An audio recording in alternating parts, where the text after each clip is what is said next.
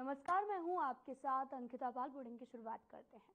मुख्यमंत्री पुष्कर सिंह धामी ने दिवाली के पावन अवसर पर मुख्यमंत्री आवास में अपने परिवार के साथ दीप प्रज्वलित किया। प्रदेशवासियों की सुख समृद्धि उन्नति की कामना की। मुख्यमंत्री ने अपने संदेश में कहा कि दिवाली का ये पावन पर्व हम सबके जीवन में नया प्रकाश, ऊर्जा, उल्लास लेकर आए। हमारी प्रगति के साथ साथ समाज में शांति और समृद्धि का भी मार्ग प्रशस्त हो।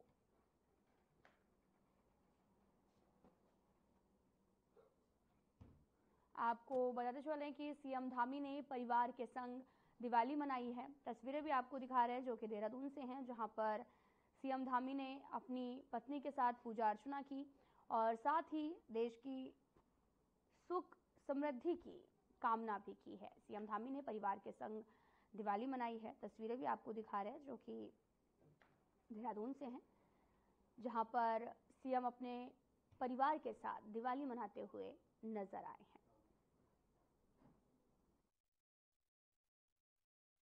नमस्कार। भारतीय संस्कृति, सामाजिक सद्भावना, सुख समृद्धि और संपन्नता के प्रतीक दीपावली के पावन पर्व की आप सभी को हार्दिक शुभकामनाएं। दीपावली के इस प्रकाशोत्सव पर भगवान श्री गणेश और मां लक्ष्मी जी का आशीर्वाद आप पर सदैव बना रहे और आपके जीवन में सुख समृद्धि, शांति एवं आरोग्य का संचार हो, यही मेरी कामना है।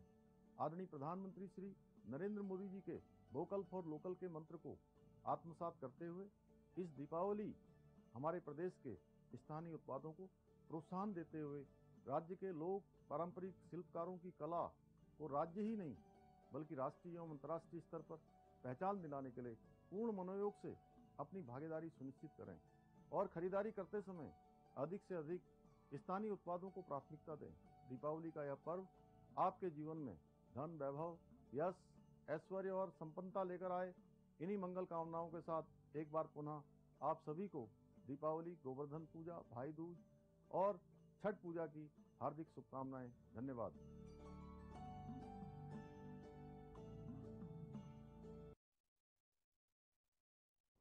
खबर रुद्रप्रयाग से, जहां पर उत्तराखंड सीएम पुष्कर सिंह धामी ने केदारनाथ धाम में दर्शन और पूजा अर्चना की है।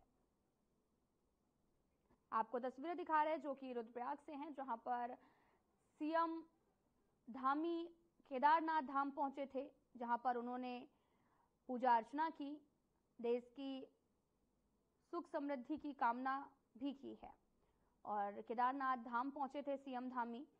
वहीं उत्तराखंड के सीएम पुष्कर सिंह धामी ने देहरादून स्थित अपने सरकारी आवास पर अपनी पत्नी गीता धामी और परिवार के साथ दिवाली मनाई है।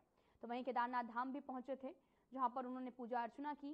तस्वीरें भी आपको दिखा रहे हैं, जहां पर दिवाली के अवसर पर उन्होंने पूजा अर्चना की और साथ ही अपने आवास पर भी पूजा की और दिवाली भी मनाई। और उन्होंने संदेश भी दिया, कहा कि दिवाली का ये पावन पर्व हम सभी के जीवन में नई रोशनी, ऊर्जा, उल्लास लेकर आए। हमारी प्रगति के साथ साथ ये समाज में शांति और समृद्धि का मार्ग प्रशस्त हो। आपको तस्वीरें दिखा रहे हैं जहां पर सीएम पूजा अर्चना करने के लिए केदारनाथ पहुंचे थे।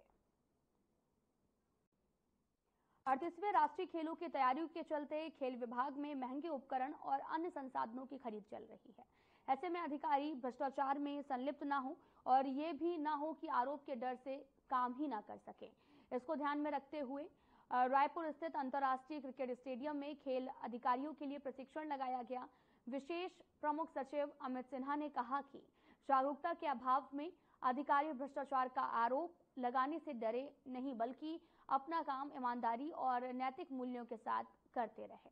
यह शिविर सतर्कता जागरूकता सप्ताह के तहत खेल अधिकारियों और कार्यालय कर्मियों के लिए लगा है।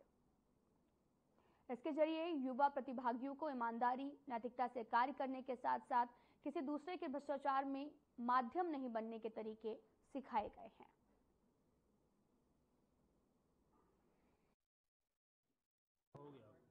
जैसा कि आपको विदित है कि हमारे नेशनल गेम्स बिल्कुल अब अपने आज 90 दिन बचे हैं। अगर मैं आपको देखूं, हमारा जो काउंटर चलता है तो आज 90 दिन बचे हैं और आज हम लोगों ने, चूंकि विजिलेंस सप्ताह भी मनाया जा रहा था, तो आज हम लोगों ने अपने सारे लोगों की विजिलेंस की ट्रेनिंग कराई है, प्रिवेंटिव विजिलेंस की। ये मैं बल्कि आपके माध्यम से सभी को कहूंगा कि क्योंकि एक भय का माहौल रहता है कई बार विभागों में किसी प्रोक्योरमेंट को करने में या कोई बड़े काम को करने में जब कोई ऐसा आता है तो इसलिए ट्रेनिंग की आवश्यकता थी हमारी टीम को। हमारी टीम में कई सारे लोगों को इस बात की आवश्यकता थी कि कैसे क्या कर सकते हैं, तो उसको लेके आज विजिलेंस की टीम आई थी। उन्होंने प्रिवेंटिव विजिलेंस पे जो भी बातें होती है वो की और हमारे लोगों ने उनसे प्रश्नोत्तरी भी करी। अगला जो डेट है वो आईओए का 10 तारीख का है, लेकिन हम लोग ये मान के चल रहे हैं। भारतीय मानक ब्यूरो देहरादून शाखा के निदेशक और प्रमुख सौरभ तिवारी ने यह कहा कि BIS मोबाइल केयर ऐप से असली और नकली उत्पाद की पहचान कर सकते हैं। इस मोबाइल ऐप को प्ले स्टोर से डाउनलोड किया जा सकता है। वहीं निदेशक सौरभ तिवारी ने भी जानकारी देते हुए कहा कि 600 से भी अधिक ऐसे उत्पाद हैं जिनके निर्माण, आयात और विक्रय के लिए BIS चिन्ह अनिवार्य किए गए हैं। साथ ही उन्होंने ये भी कहा कि देहरादून, नैनीताल, पौड़ी, पिथौरागढ़, हरिद्वार जिले में हॉलमार्क ज्वेलरी विक्रय की व्यवस्था बनाई गई है।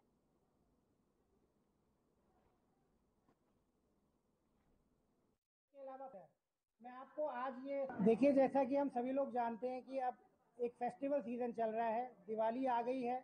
इसके बाद भी विभिन्न प्रकार के त्योहारों को हम मनाएंगे।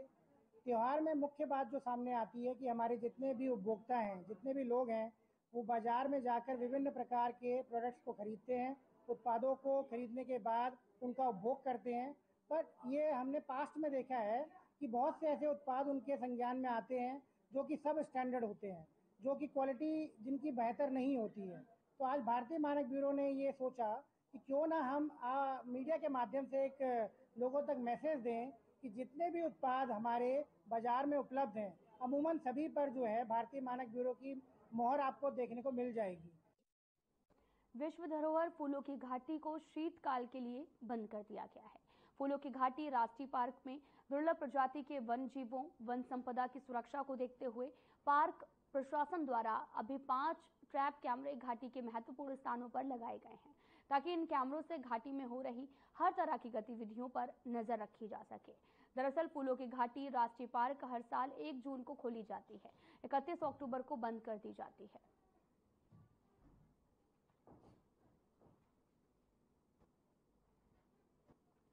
घाटी में 5 ट्रैप लगाए गए हैं और फूलों की घाटी राष्ट्रीय पार्क जो हैं वो बंद कर दिए गए और घाटी में 5 ट्रैपों को जो है वो लगाया गया है और फूलों की घाटी राष्ट्रीय पार्क जो है वो बंद है। फूलों की घाटी राष्ट्रीय पार्क जो है वो भी बंद कर दिए गए हैं।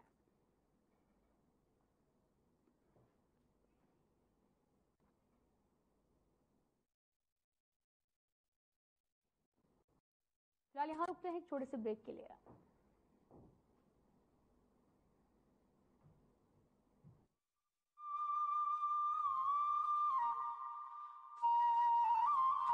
भारत माता की सुरक्षा में जिन सपूतों ने लहू बहाया है, उनके आश्रितों का दायित्व धामी सरकार ने उठाया है।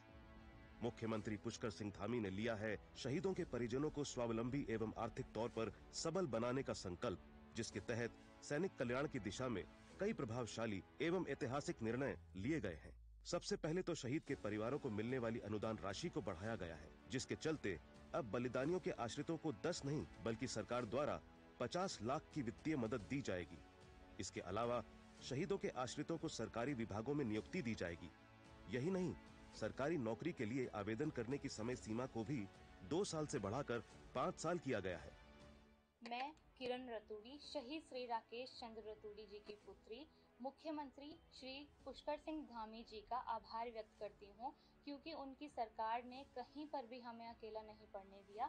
उनकी सरकार द्वारा हमें पूरा सहयोग दिया गया, व सम्मान दिया गया। इतना ही नहीं, उत्तराखंड में देश के पहले सैन्य धाम का निर्माण भी करवाया जा रहा है। साथ ही किया जा रहा है अग्निवीरों के लिए सरकारी सेवाओं में आरक्षण की व्यवस्था का प्रावधान। कहना गलत नहीं होगा कि उत्तराखंड में सैनिक कल्याण को पहली प्राथमिकता दी जा रही है। मैं स्वाति भट्ट, शहीद भगवती प्रसाद भट्ट की पत्नी, आज उत्तराखंड सरकार का आभार प्रकट करना चाहती हूँ, क्योंकि उन्होंने कभी भी हमें अकेले नहीं पड़ने दिया। सरकारी नौकरी करने का अवसर देकर उन्होंने हमें सशक्त बनाया, सुविधाएं दी, व्यवस्थाएं सुनिश्चित करी। आज हम अपने घरों में, अपने प्रदेश में सुरक्षित हैं, सुरक्षित नींद ले रहे हैं, सुरक्षित चैन से जी रहे हैं, तो केवल और केवल उन्हीं के कारण से, जिन्होंने हंसते हंसते जिनकी प्रत्येक सांस मां भारती को अर्पित है, उनके उत्थान के लिए उत्तराखंड सरकार समर्पित है। सूचना एवं लोक संपर्क विभाग उत्तराखंड द्वारा जनहित में जारी। उत्तराखंड ने पकड़ी औद्योगिक विकास की रफ्तार। नए औद्योगिक क्षेत्रों के विस्तार से आएगा निवेश, बढ़ेगा रोजगार। प्रधानमंत्री श्री नरेंद्र मोदी के मार्गदर्शन और मुख्यमंत्री पुष्कर सिंह धामी की दूरदर्शी सोच के चलते प्रदेश में उद्योगों के लिए अनुकूल माहौल तैयार किया गया है। निवेशकों के लिए आकर्षक नीतियां लाई गई हैं। यही वजह है कि हाल ही में आयोजित ग्लोबल इन्वेस्टर्स समिट के दौरान करीब 3,57,000 करोड़ रुपए के निवेश प्रस्तावों पर हस्ताक्षर हुए हैं। उत्तराखंड सरकार के प्रयासों से राज्य में न सिर्फ व्यापक निवेश आ रहा है, बल्कि नए औद्योगिक क्षेत्रों का भी विकास किया जा रहा है। राज्य सरकार के प्रयासों पर मुहर लगाते हुए केंद्र सरकार ने national industrial corridor development programme के तहत ऊधम सिंह नगर जिले के खुरपिया में इंडस्ट्रियल स्मार्ट सिटी विकसित करने की मंजूरी दी है। मुख्यमंत्री पुष्कर सिंह धामी का dream project Khurpia industrial city manufacturing का बड़ा केंद्र बनेगा। यहाँ 1265 करोड़ रुपए की लागत से 1002 एकड़ भूमि पर उद्योगों की स्थापना की जाएगी। परियोजना के माध्यम से करीब 20,000 करोड़ रुपए का निवेश आकर्षित किया जाएगा, जिससे राज्य में 75,000 से अधिक युवाओं को प्रत्यक्ष रूप से रोजगार मिलेगा। खुरपिया औद्योगिक क्षेत्र में automobile industry, auto components, engineering और फैब्रिकेशन की इकाइयों पर फोकस किया जाएगा। देश का प्रमुख औद्योगिक गलियारा अमृतसर कोलकाता इंडस्ट्रियल कॉरिडोर खुरपिया के करीब से होकर गुजरता है। कॉरिडोर से जुड़ने के कारण खुरपिया की रोड, रेल और एयर कनेक्टिविटी मजबूत होगी, जिससे औद्योगिक उत्पादों के निर्यात में सुविधा मिलेगी। नए औद्योगिक क्षेत्रों के विकास और व्यापक निवेश आकर्षित करके धामी सरकार सशक्त उत्तराखंड की मजबूत नींव रख रही है। औद्योगिक विकास ने पकड़ी रफ्तार, बढ़ रहा निवेश, मिलेगा रोजगार। मुख्यमंत्री पुष्कर सिंह धामी के नेतृत्व में राज्य सरकार ने बढ़ाए प्लास्टिक मुक्त उत्तराखंड की दिशा में मजबूत कदम। डिजिटल डिपॉजिट रिफंड सिस्टम लागू करने वाला देश का पहला राज्य बना उत्तराखंड। प्लास्टिक वेस्ट पर्यावरण के लिए बड़ी चुनौती बन रहा है, लेकिन इसके कलेक्शन, उचित निस्तारण व रिसाइकलिंग के लिए डिजिटल डिपॉजिट रिफंड सिस्टम यानी DDRS स्कीम की शुरुआत की गई है। राज्य प्रदूषण नियंत्रण बोर्ड इस योजना का संचालन कर रहा है। प्लास्टिक रैपर्स या प्लास्टिक बोतलों को DDRS सेंटर पर जमा कीजिए। इनमें लगे QR कोड स्कैन कीजिए। स्कैन के बाद प्रत्येक प्लास्टिक वेस्ट पर आपके खाते में एक निश्चित धनराशि आ जाएगी। उत्तराखंड के धार्मिक स्थलों को साफ सुथरा व प्लास्टिक मुक्त बनाने में DDRS सिस्टम बेहद कारगर साबित हो रहा है। इसके जरिए धार्मिक स्थलों, पर्यटन स्थलों और पहाड़ी क्षेत्रों में प्लास्टिक कचरे को एक जगह आसानी से इकट्ठा किया जा सकेगा, यानी सिंगल यूज्ड प्लास्टिक वेस्ट का सही निस्तारण करते हुए साफ सफाई के साथ कमाई भी की जा सकती है। मुख्यमंत्री पुष्कर सिंह धामी के निर्देशों पर उत्तराखंड में सिंगल यूज्ड प्लास्टिक और पॉलीथीन को बैन किया गया है। हम सभी को अपने अपने स्तर पर अपने शहर और अपने गांव को, अपने मोहल्ले को साफ सुथरा रखने का प्रयास करना पड़ेगा। अपने आसपास स्वच्छता का वातावरण बनाना होगा। प्लास्टिक वेस्ट की रिसाइकलिंग और रीयूज करते हुए सही निस्तारण किया जा रहा है। देहरादून में प्लास्टिक को रिसाइकल करके बेंच, शेड और इंटरलॉकिंग टाइल्स बनाई जा रही हैं। पॉलिथीन, प्लास्टिक रैपर आदि को एकत्र करने के लिए पॉलिथीन कचरा बैंक खोले गए हैं। इसके अलावा नगर निकायों के माध्यम से ठोस कचरे का डोर टू डोर कलेक्शन किया जा रहा है। उत्तराखंड को प्लास्टिक मुक्त बनाने में तकनीक के साथ साथ जन भागीदारी भी जरूरी है। आइए मिलकर स्वच्छ उत्तराखंड के संकल्प को साकार करें। प्लास्टिक मुक्त उत्तराखंड, साफ स्वच्छ उत्तराखंड। जिसे बनाने में किसी भारतवासी का पसीना बहा हो, उसे खरीदने पर जोर देना चाहिए और ये सबके प्रयास से ही संभव होगा। वोकल फॉर लोकल हमें व्यवहार में लाना ही होगा। देश के यशस्वी प्रधानमंत्री श्री नरेंद्र मोदी जी के वोकल फॉर लोकल के आह्वान से प्रेरित उत्तराखंड सरकार इस दिशा में हर महत्वपूर्ण कदम उठा रही है। प्रकृति, संस्कृति और विरासत को अपने अंदर समेटे उत्तराखंड में बने प्रोडक्ट एक ब्रांड के रूप में उभरते जा रहे हैं। उत्तराखंड सरकार द्वारा ग्रामीण उद्यमियों एवं कृषि उत्पादों को भी राष्ट्रीय और अंतर्राष्ट्रीय बाजारों से जोड़ने का प्रयास किया जा रहा है। उत्तराखंड सरकार द्वारा लॉन्च किया गया हाउस ऑफ हिमालयास ब्रांड क्षेत्र के प्रामाणिक हस्तशिल्प उत्पादों को बढ़ावा दे रहा है। वहीं उत्तराखंड देश का पहला राज्य बन गया है जिसे एक दिन में सबसे अधिक 18 GI टैग मिले। ये सभी प्रयास उत्तराखंड सरकार के वोकल फॉर लोकल के प्रति प्रतिबद्धता का प्रमाण है। लोकल उत्पादों को अपनाकर हम न केवल उत्तराखंड की विरासत को सहेज रहे हैं, बल्कि स्थानीय लोगों को आर्थिक रूप से सशक्त भी बना रहे हैं। आइए इस त्योहार स्थानीय उत्पादों को अपनाकर उत्तराखंड की प्रगति में अपना योगदान दें और साथ मिलकर एक आत्मनिर्भर और समृद्ध उत्तराखंड बनाएं।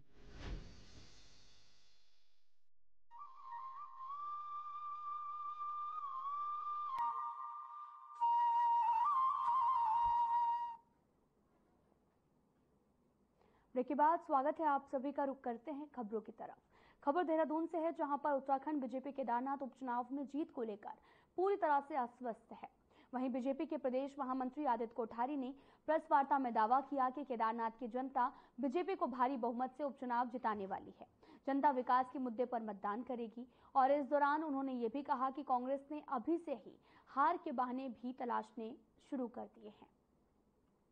उन्होंने कहा कि कांग्रेस हरियाणा में जीत का दावा कर रही थी, लेकिन जल्द ही कांग्रेस का ये भ्रम दूर हो गया है और साथ ही ऐसा ही केदारनाथ उपचुनाव में भी होने जा रहा है।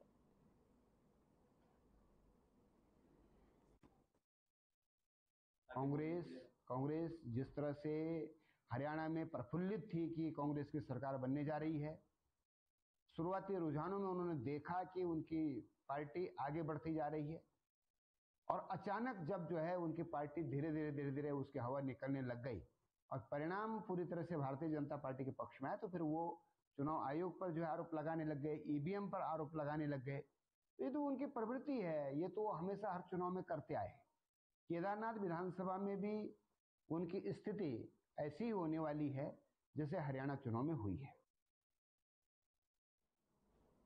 तो वहीं कांग्रेस कार्यकर्ताओं ने देश के पूर्व गृह मंत्री सरदार पटेल और साथ ही पूर्व प्रधानमंत्री इंदिरा गांधी को याद किया है। तस्वीर पर श्रद्धा सुमन अर्पित किया और बोले, देश के विकास में दोनों ही अहम भूमिका निभाई है। देश के पूर्व गृह मंत्री सरदार पटेल की जयंती, पूर्व प्रधानमंत्री इंदिरा गांधी की पुण्यतिथि पर बृहस्पतिवार को कांग्रेस जनों ने दोनों महान नेताओं का याद किया और डॉक्टर जसविंदर सिंह गोगी ने कहा कि उनसे युवाओं को सीख लेकर राष्ट्र की तरक्की के लिए काम करना चाहिए। गोगी ने कहा कि देश के एकीकरण में सरदार पटेल की अहम भूमिका रही और आज जो हम उत्तराखंड, आपको बताते चले कि जो आज हम अखंड भारत के रूप में भी देख सकते हैं, वहीं पूर्व प्रधानमंत्री इंदिरा गांधी के कार्यों को याद करते हुए कहा कि आज देश में जितनी भी प्रगति देखने को मिली है वह इंदिरा गांधी की नीतियों के कारण ही हुई है।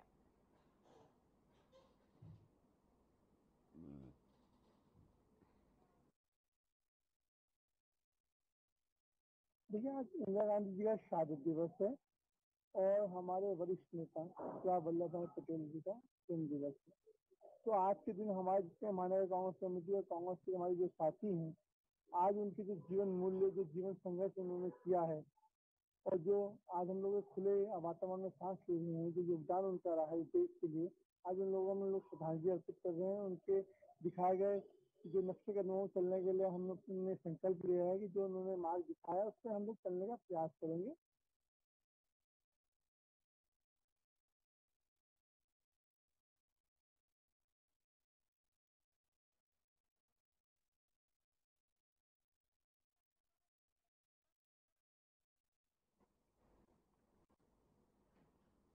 तो वहीं भारतीय मानक ब्यूरो द्वारा बनाए गए कई मानक आम नागरिकों का जीवन सुरक्षित बनाने के लिए बेहद आवश्यक है। BIS मोबाइल केयर ऐप से इन उत्पादों की शुद्धता को परखा जा सकता है। यह जानकारी जो है वो भारतीय मानक ब्यूरो देहरादून शाखा के निदेशक और प्रमुख सौरभ तिवारी ने मीडिया सेंटर में आयोजित पत्रकार वार्ता में दी है। उन्होंने कहा कि मोबाइल केयर ऐप के माध्यम से उपभोक्ता घर बैठे असली और नकली उत्पादों की पहचान कर सकते हैं।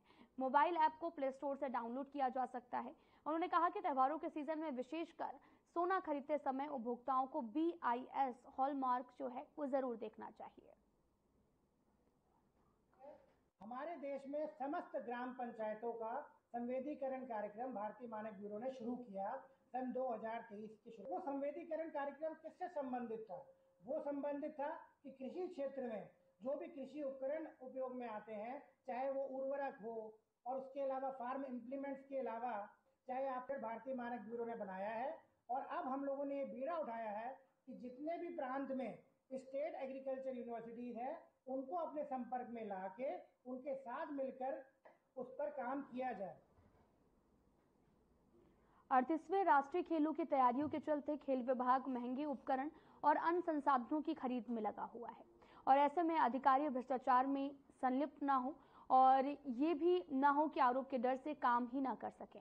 इसको ध्यान में रखते हुए रायपुर स्थित अंतर्राष्ट्रीय क्रिकेट स्टेडियम में खेल अधिकारियों के साथ प्रशिक्षण भी लगाया गया, और जिसमें विशेष प्रमुख सचिव अमित सिंह ने कहा कि जागरूकता के अभाव में अधिकारी भ्रष्टाचार का आरोप लगने से डरे नहीं, बल्कि अपना ईमानदारी के साथ में काम करें, नैतिक मूल्यों के साथ करते रहें, और साथ ही शिविर जरिए जो है वो युवा प्रतिभागियों को ईमानदारी, नैतिकता से कार्य करने के साथ साथ किसी दूसरे के भ्रष्टाचार के माध्यम नहीं बनने के तरीके सिखाए गए हैं।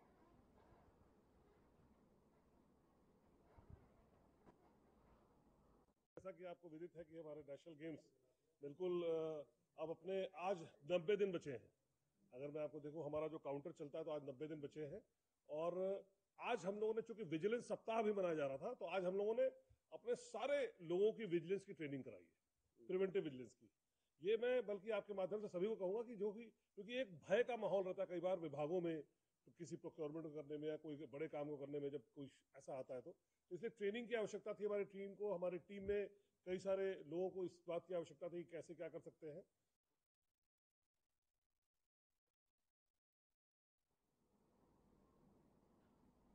फ्लैश में इतना ही। नमस्कार।